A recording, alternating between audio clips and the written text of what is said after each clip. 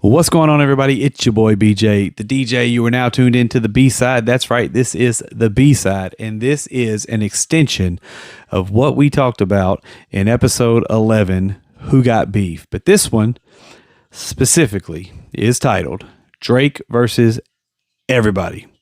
And I feel like that statement's pretty accurate. What's going on for the last couple weeks is you have seen people coming out of the woodworks, basically trying to jump Drake. There's been so many I've had a hard time keeping up, to be honest. But if you're a fan of this type of thing, which I am, I feel like, the spirit of competition is one thing. I do love the rap beefs. I do like when it just is strictly held to being on records, and you get a nice friendly competition out of it. But this one's getting a little messy, right? This one is getting out of hand in a sense. But I'm here for it still. Like, I still am tuned in. I'm interested. I'm waiting to see who fires back. At the time of this particular episode, I think Drake has fired the final shot. At the moment, right? We get the final in this sequence of Weekend, pretty much, that happened where several diss songs were released on multiple days. Let's talk about how it kind of started, right? Hard to say exactly when the first shot was fired. For me and my record, I have it going back all the way to 2013. Kendrick Lamar dropped a verse on Big Sean's song Control, where he kind of went at everybody, and it was all playful at that point, right? He went at everyone, said he kind of wanted to murder the game, and he called out rappers specifically, and I feel like that was just a playful jab. It wasn't intended to escalate beyond anything other than just saying, "Hey, let's get this thing going. Let's be in competition. Let's make this thing fun," right? But deep down, like, when you feel like you're the best rapper on the planet, this is a rapper thing, right?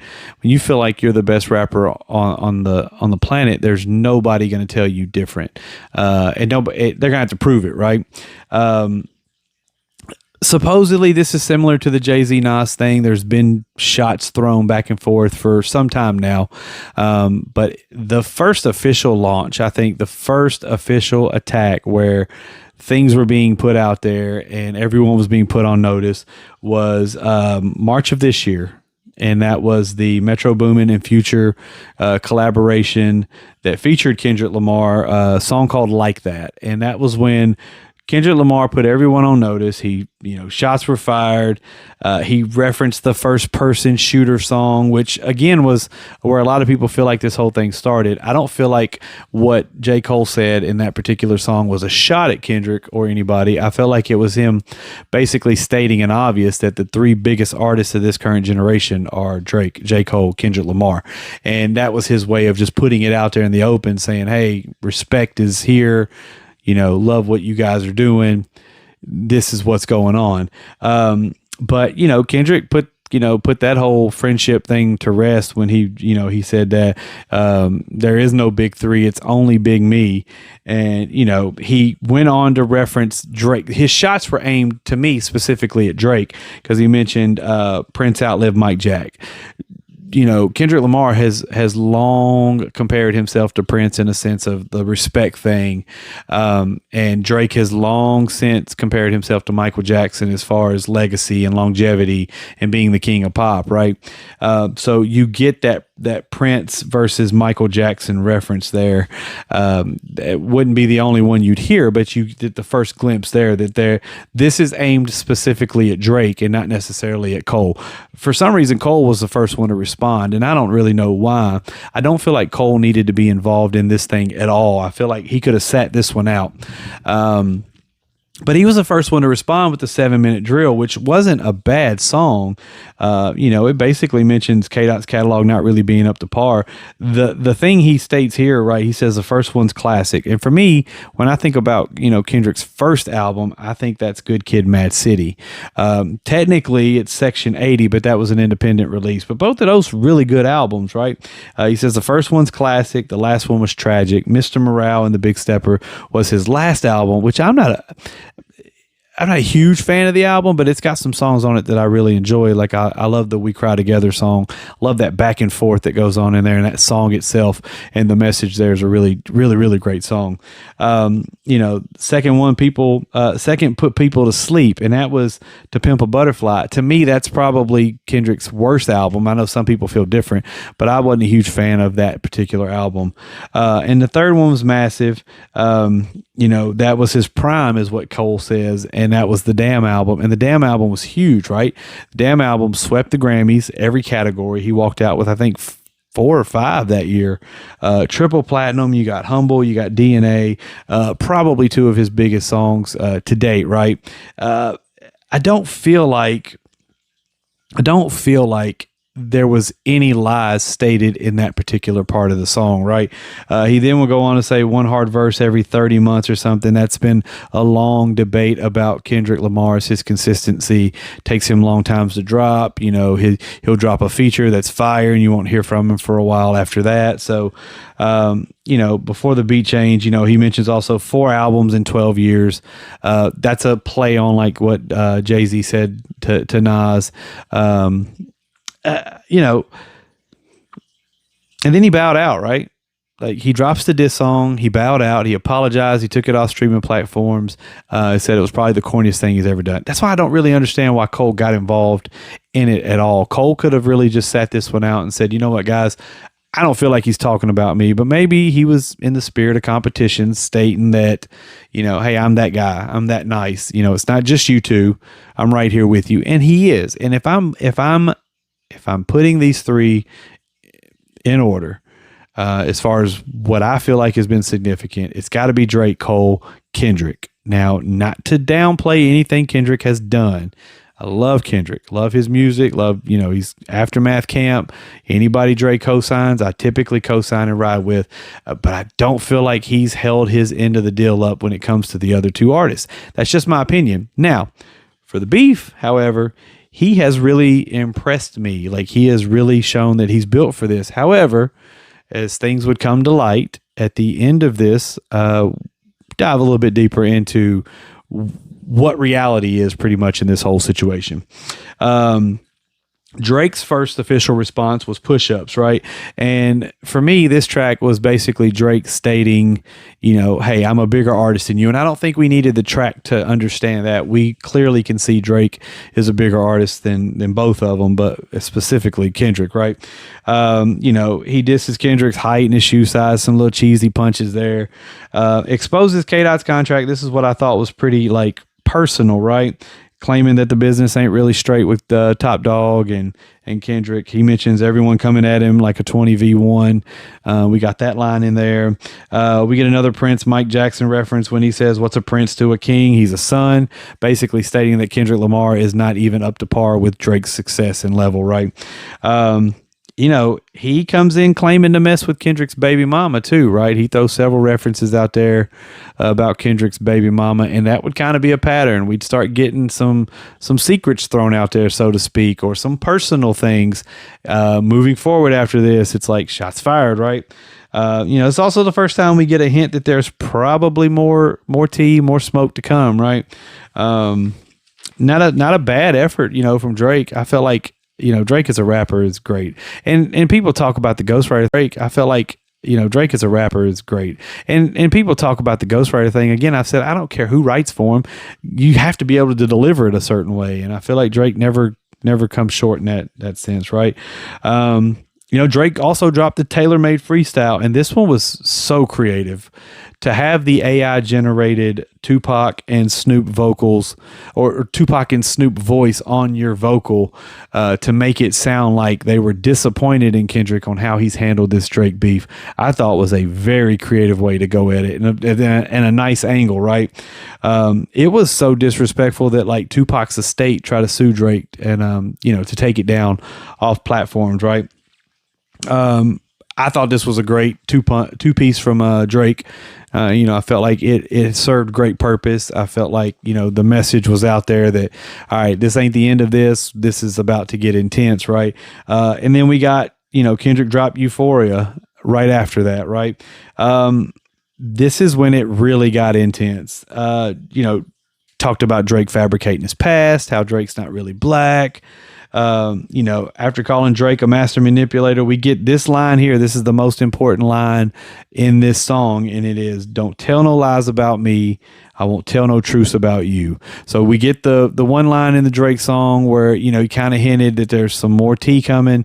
And then we get this particular line in this Kendrick saying that there's about to be some things said, and there ain't no going back from it, right?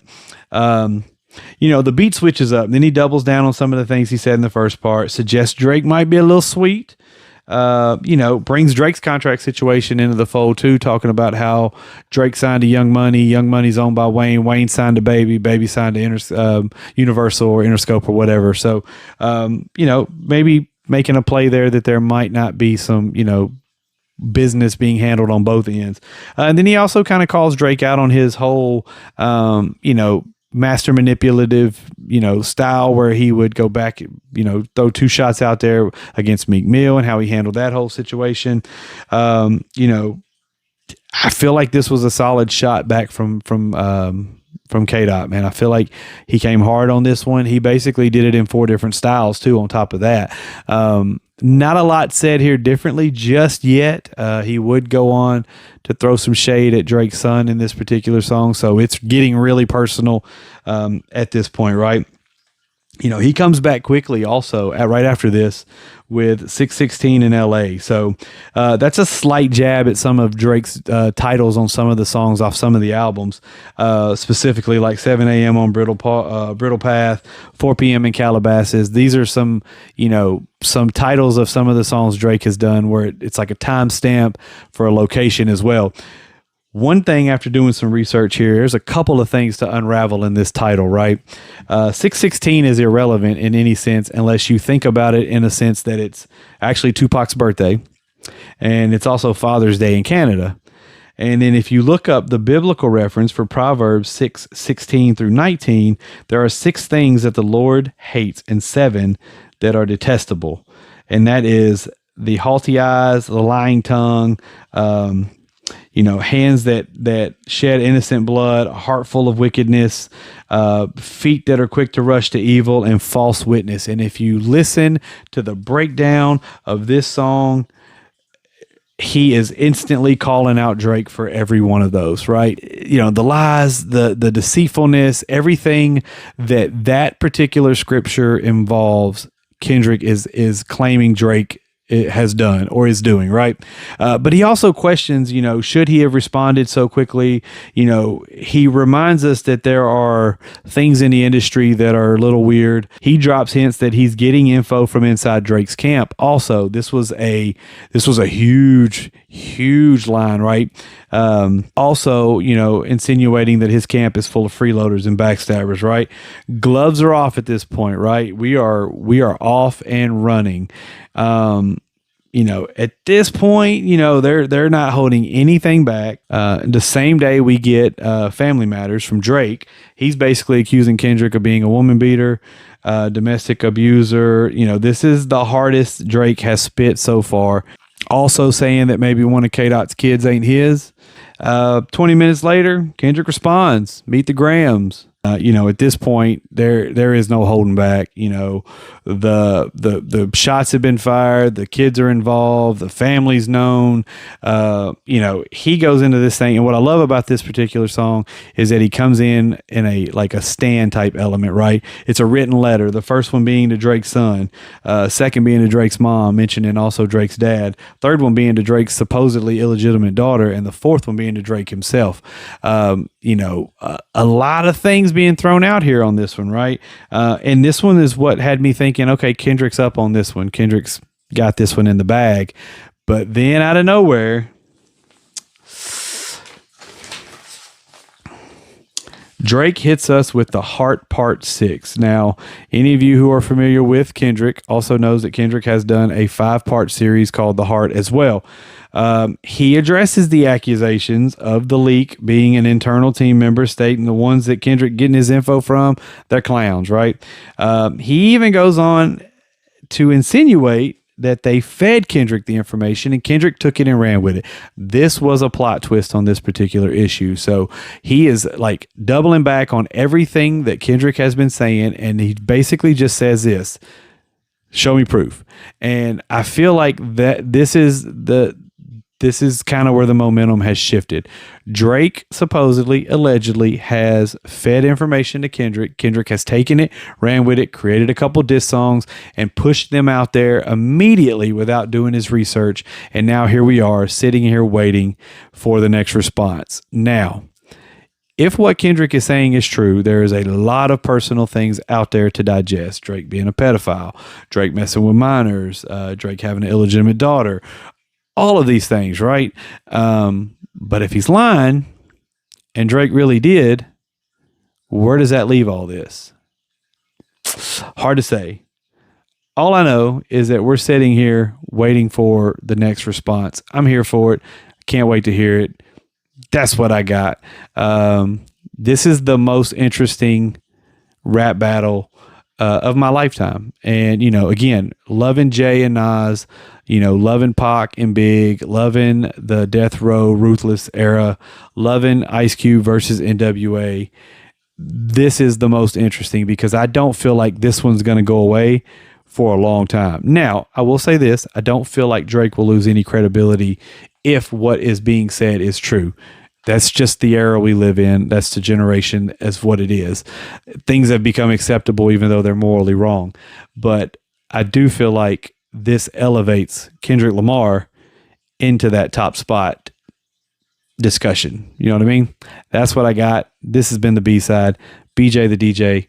Don't forget to rewind.